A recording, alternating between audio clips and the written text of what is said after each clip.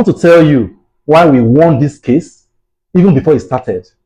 Starting from police station and at the road, that's the magistrate court, Aja. Let me tell you, on the 1st of June, I got a call from a colleague who works at Lekki that I should quickly help him represent a client at a police station nearby my location. I really don't like going for police station matters, but based on who this friend is, I said, let me take this up. Let me see if I can help another human being during the process. I went there. On getting there, I was told the community, another community different from where this woman put her caravan. They are telling her, we own that place you put that caravan. Remove it from there with immediate effect. This woman is insisting that is not that land does not belong to your community. It is for the other community. I will not remove it. And when they reported the matter at the station, the police headed by DPO in that meeting at the DPO office, they drafted an undertaking and told my client, who is the woman who is my client now, to sign an undertaking that she will remove that caravan with immediate effect after that station day that very day. This was the situation before I got there. When I got there, I asked for the IPO in charge. I told the IPO, I am here for this matter, and I want to let you know that this matter is strictly 100% a civil matter. That undertaking you are talking about, I don't want to see it. I don't want to hear it again. That you're going to detain her this night. You don't have the right to do that. There's no need for that. We have persons that will stand bail for her, and we have everything ready. Give us another day to come back. That is unnecessary. This is, in the first place, a case they are not even supposed to interfere in. The policeman, after trying to avoid me, the two officers involved, they released the woman to me that night without kobo paid. They gave us on Thursday to come back. Last week, Thursday. We went back on Thursday in the presence with the community, the ballet and all other members of the community present. The IPO asked, have you people settled? The ballet of the community said, no. I said, officer, let me speak the mind of my clients. First of all, for the fact I want to speak on behalf of my client. This was the problem. Hey, lawyer, stop this talk. Are you even supposed to be here? Are you not supposed to be in court? Officer, you are law enforcement. I'm a lawyer. I'm supposed to be here. That's why I'm here. I have to defend the client. As he was getting angry, agitated unnecessarily, I was calming down to tell him the facts. I said, in the first place, you people were not supposed to entertain this matter. Is this woman and the community, the subject matter is who owns this space. I have right to this space. I have right to this space.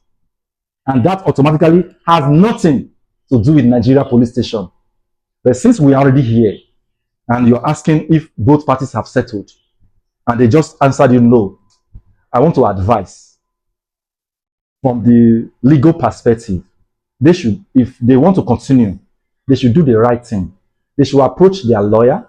Their lawyer should file this matter, either at the customary court or at the high court. They should serve us. We are ready to respond. The officer said, no. He is taking this matter to magistrate court. I said, officer, there is no crime here. You don't have any right to take this matter to magistrate court. Even as I was saying this, I already know what was going to happen. I know police do it a lot. They are not supposed to interfere in tenancy matter.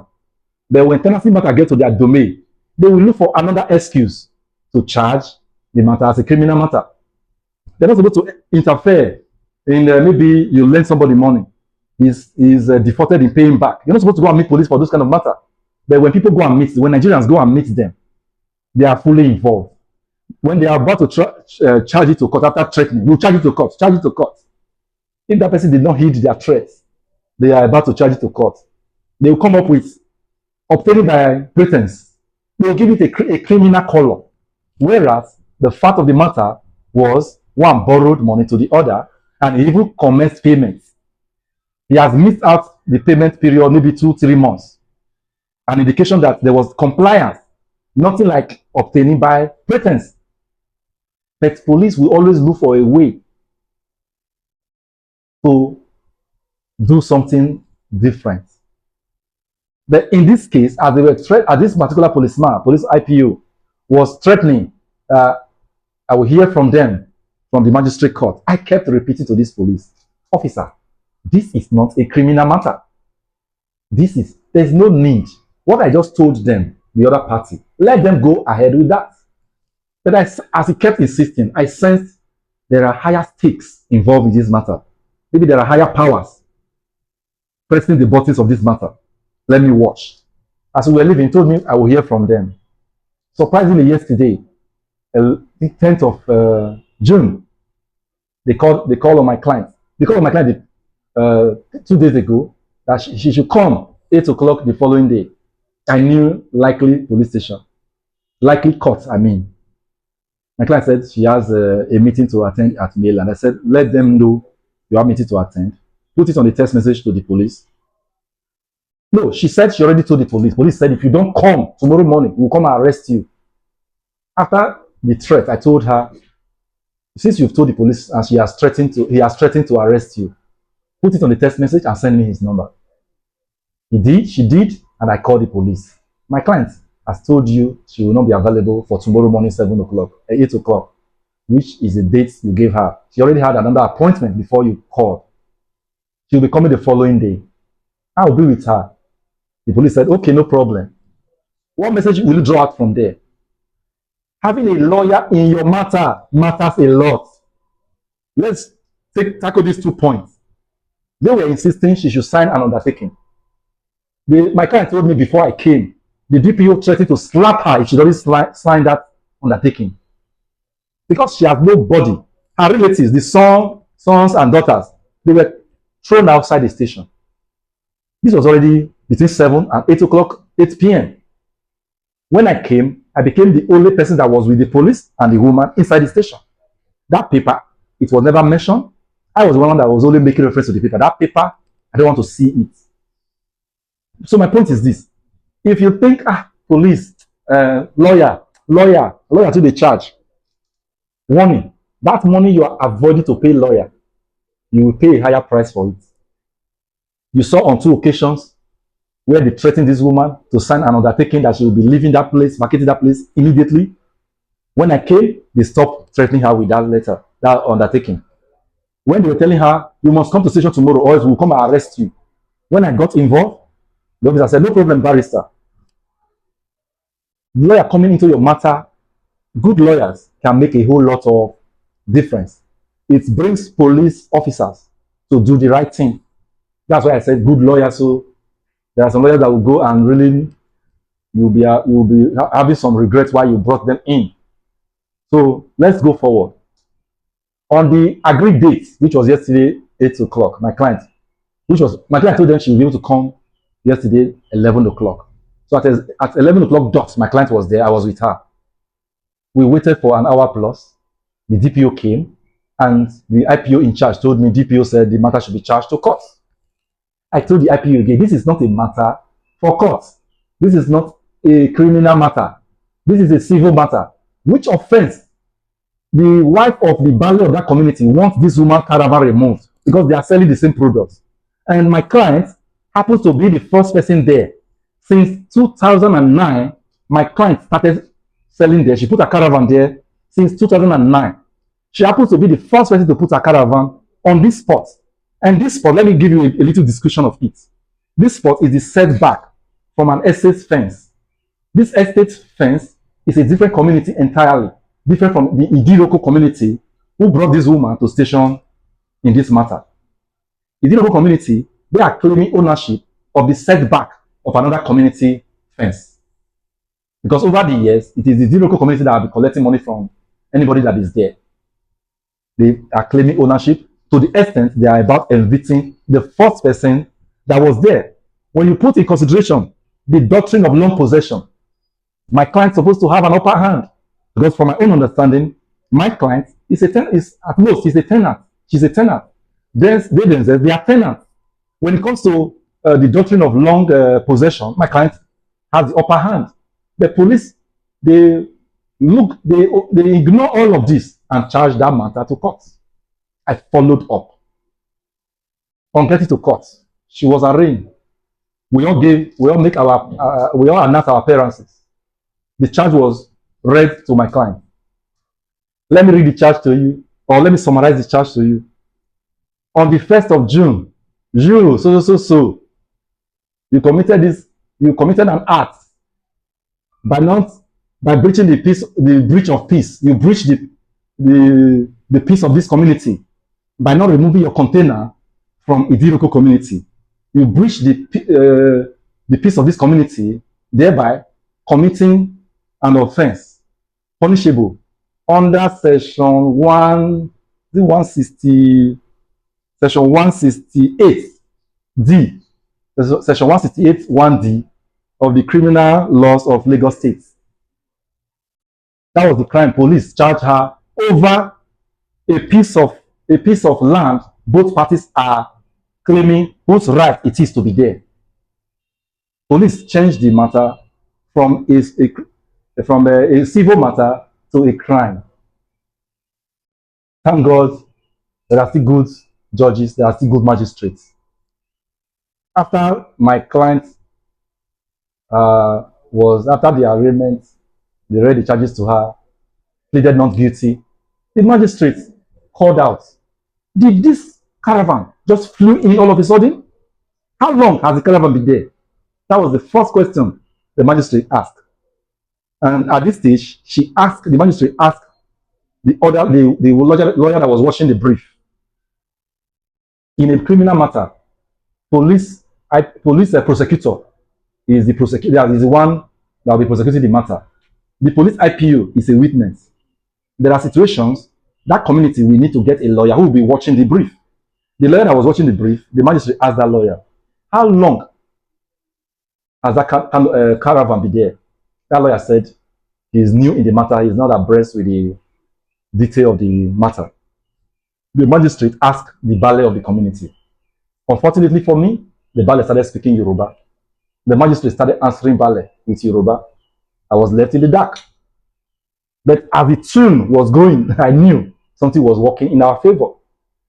I got interpretation by my client that the Baale said when this woman's husband was occupying this space years ago, I said 2009, the husband of this woman, who was a Baale too, the Baale said that husband used to give him something. Since the husband died, this woman failed to give them something. That's why they want her out. I'm sure this was what infuriated the magistrate. The magistrate told them, this is a civil matter. That piece of land that you want her to move out from, if you want her to move out from it, go to a court, approach a lawyer who will help you fight the matter to court. Excuse me.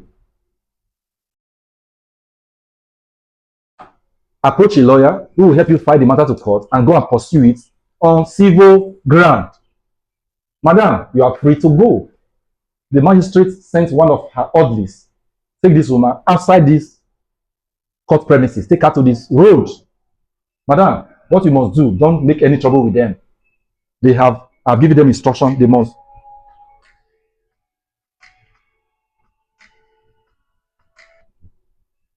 I've given them instruction, they must comply by my instruction that this is not a criminal matter.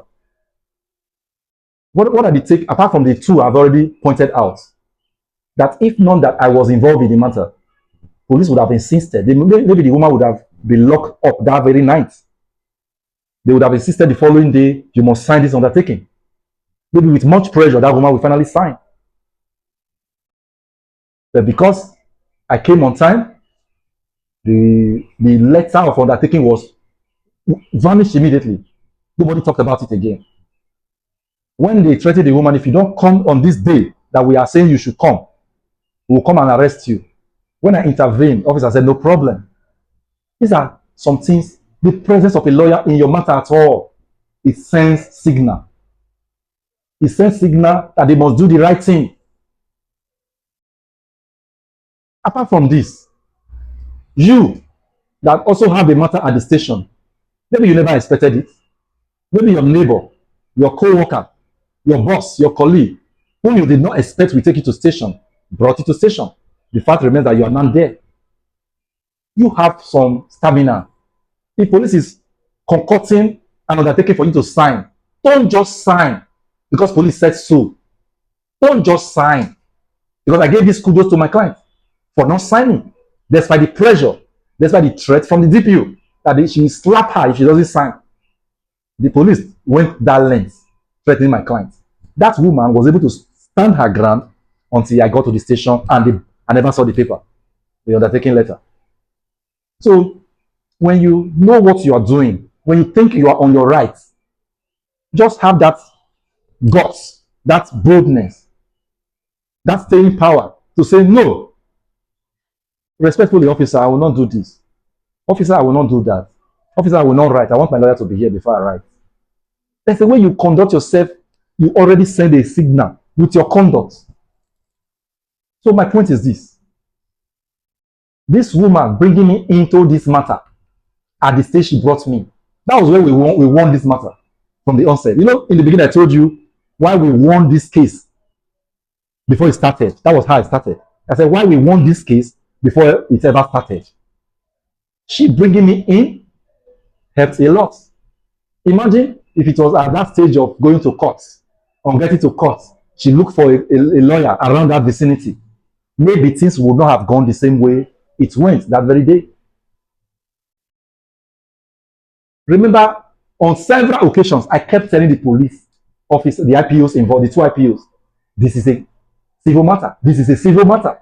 This is a civil matter. And I have this conviction in me that as I say it, it shall be done unto me. I keep insisting on it, even when it was irritating the police officers involved. That was how it ended for me. At the stage I was supposed to be applying for bail, the magistrate said this matter must be struck out. Madam, you are free to go home. This matter is struck out. You are free. Community and the ballet, go and file a civil case against this woman, which was what I told them from that first night, from the second date, which was on Thursday last week, and yesterday, on getting to court yesterday, that was how it ended. The moral lesson here is this. Have some courage to stand your ground. Have some moral courage to stand your ground. If you are wrong, I'm not saying when you are wrong, you'll be caught red-handed. Stand your ground and keep denying. That's not what I'm saying. That's foolishness. When you feel you are on your right, you sense you are on your right, get a lawyer. Because if you don't get a lawyer with the mindset that, lawyer they cost, so some people have that mindset, lawyer is expensive, without even having an idea how much lawyer will charge. By not calling a lawyer, they end up paying a higher price to the police. They end up paying higher price, maybe by going to Kirikiri. There were situations I got to station. I saw that I have to look for every way to make sure I settle this matter. In case you are wondering, why did I not look for ways to settle that particular matter out of court before police send that matter to court, to magistrate court? I said they were going to do it. But I was just optimistic. I declared that this matter is a civil matter. This matter, I'll be able to dismiss this matter in this magistrate court as a frivolous, unnecessary matter that was not supposed to be brought before the magistrate court. So my work plan was to secure her bail. I made all calls to make sure the persons that will perfect the bail were available. Get me an elderly man in your community. Get me this who has this ID card. And on my way to the station, I made calls. My focus was that bail must be perfected this afternoon. So my client will avoid going to Kirikiri. But to God be the glory. The magistrate struck out the matter. The IPO and the DPO, they were disappointed. My people, when you are faced with challenges like this, similar ones like this, take some actions that will take you to a destination that you will be proud. Yes, I'm glad I took this action. It's not everything you say, I don't think call lawyer. Call lawyers. There are times a lawyer will be able to help you settle it out there. He will advise you, no. The way you're angry, don't do it like this. The way you are, no, let's not do it like this. Let us settle it now. So it happens in various ways. You bringing in a lawyer, he's offering professional advice. He's offering professional advice. And that's what's going for. Once again, my name is Barrister Oseobo. Thank you for watching. Share this to other people who may learn one or two lessons from this video.